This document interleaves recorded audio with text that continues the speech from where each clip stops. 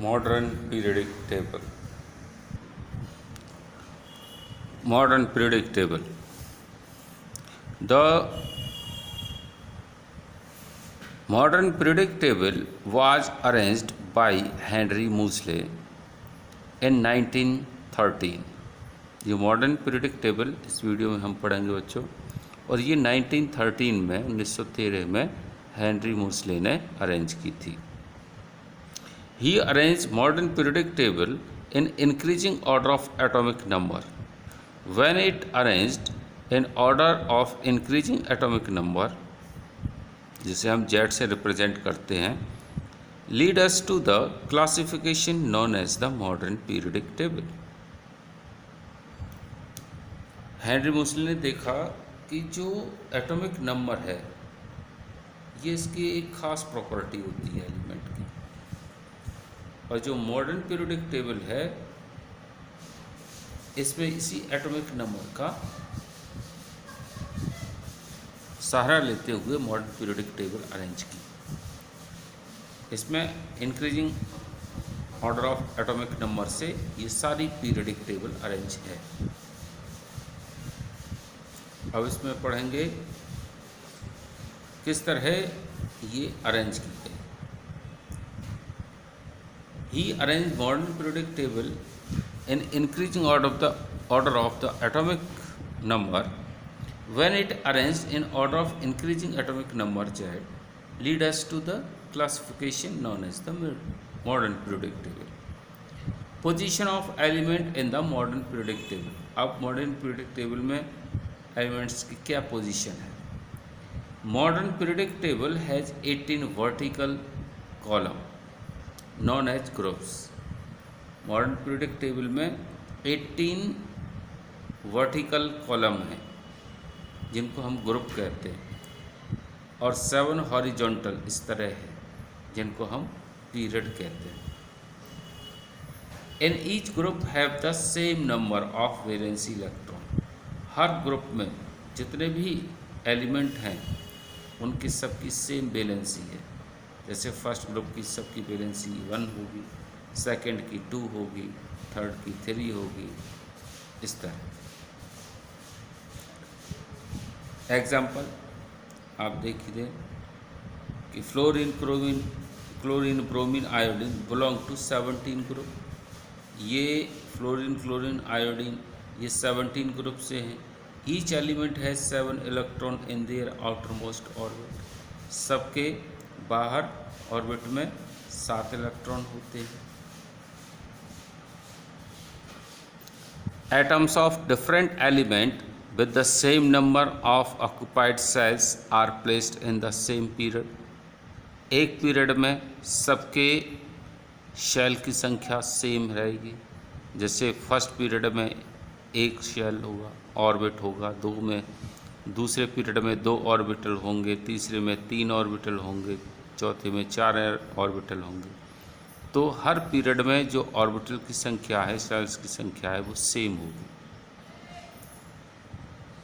जैसे first period है उसमें हाइड्रोजन हीलियम रखे हैं, हैव द 1 शेल, इसमें 1 शेल है. दूसरे पीरियड में lithium, beryllium, boron, carbon, nitrogen, oxygen, fluorine, neon, ये हैं दूसरे पीरियड के एलिमेंट, इसमें 2 शेल है.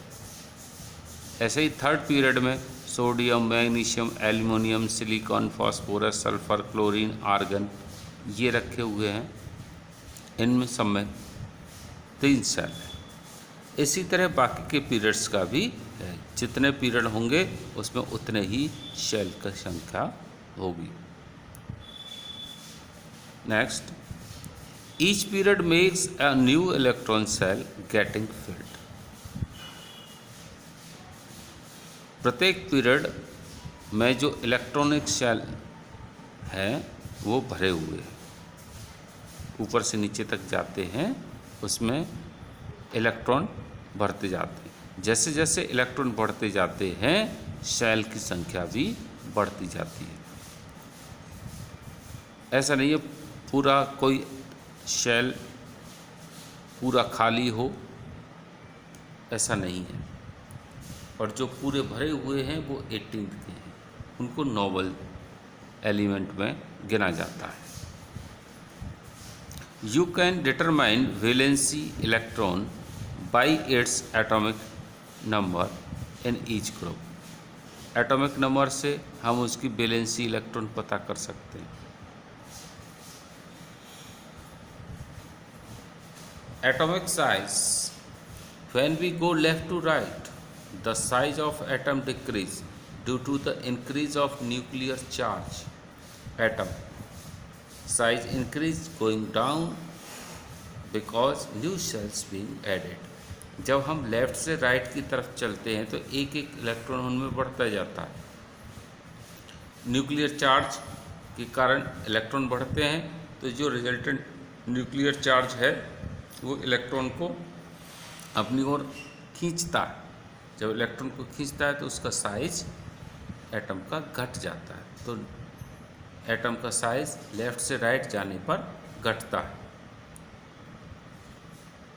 ऊपर से नीचे की तरफ जाएंगे तो एक शेल ऐड हो जाएगा, एक ग्रुप एक पीरियड नीचे जाने पर दूसरे पीरियड में एक और हो जाएगा, एक के दो से 3 हो जाएंगे। तो साइज ऊपर से नीचे जाने पर घटता है क्योंकि सेल्स की संख्या बढ़ती है।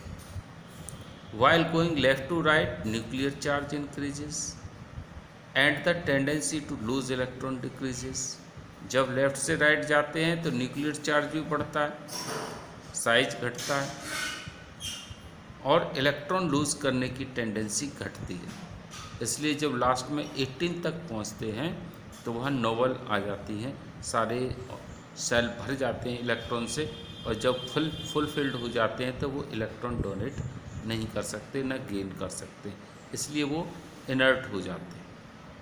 तो लेफ़्ट से जाने पर इलेक्ट्रॉन लूज़ करने की या लूज़ करने की जो प्रॉपर्टी है वो बिल्कुल ही ख़त्म हो जाती है।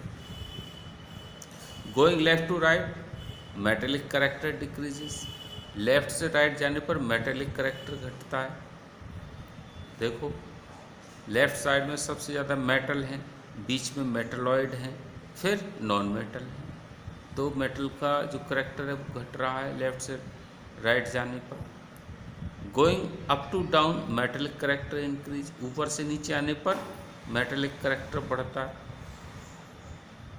जैसे जैसे नीचे की तरफ जाते हैं तो हैवी एलिमेंट आ जाते हैं और फिर वो नीचे मेटल रखे गए हैं।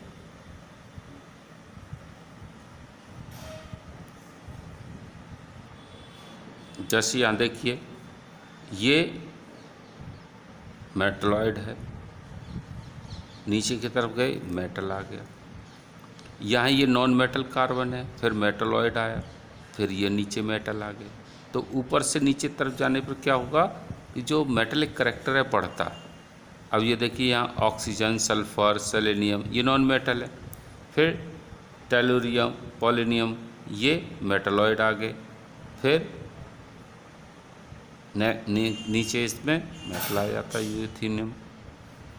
तो इस तरह हम देखते हैं कि ऊपर से नीचे जाने पर मेटेलिक करेक्टर बढ़ता है। Non metal are electronegative.